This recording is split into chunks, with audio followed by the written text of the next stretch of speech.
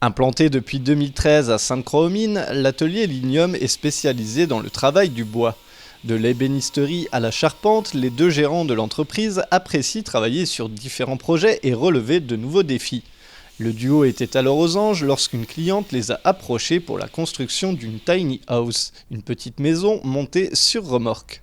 La base du projet, ça a été de comprendre déjà de quoi il s'agit exactement. Quand elle est venue me voir, je ne connaissais pas du tout les tiny houses, quoi. C'est quelque chose que j'ai découvert avec son projet, quoi. Et donc ça a été très intéressant, la phase de conception, parce que c'était quelque chose de tout à fait nouveau. Et qui en fait, ça nous permet d'être assez créatifs, quoi, dans ce qu'on fait, parce que voilà, la seule contrainte qu'on a, c'est d'une part le poids, et d'autre part voilà, la forme de la remorque, quoi, donc le châssis de la remorque. Et après, en dehors de ça, ça nous permet voilà, d'être assez créatifs. Originaire des États-Unis suite à la crise financière de 2008, la tiny house se développe aujourd'hui en France. Elle s'apparente à une caravane construite principalement en bois. Économique et mobile, voilà les principaux atouts de la petite maison sur roues.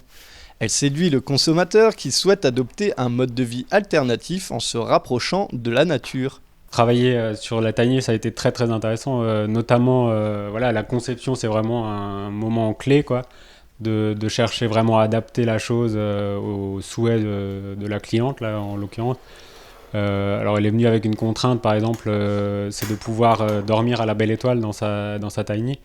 Donc on a fait un toit, quoi, coulissant au-dessus de la mezzanine, qui permet en fait d'ouvrir assez simplement le toit et de dormir à la belle étoile, ce qui serait pas du tout possible. C'est encore un avantage, quoi, de la tiny, c'est que voilà, ça permet des choses, un peu des idées un peu alors qui peuvent paraître farfelues ou rigolotes, ou voilà, mais ça permet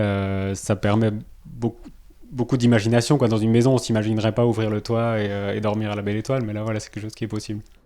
Pour la construction de la tiny house, l'entreprise a utilisé des matériaux naturels pour minimiser son empreinte écologique. La conception du projet n'a pas été chose facile car il a d'abord fallu respecter des contraintes peu habituelles comme un poids maximal de 3,5 tonnes. C'est vrai qu'il faut être assez précis quand même dans ce qu'on se permet comme ouverture. Un vitrage, c'est assez lourd.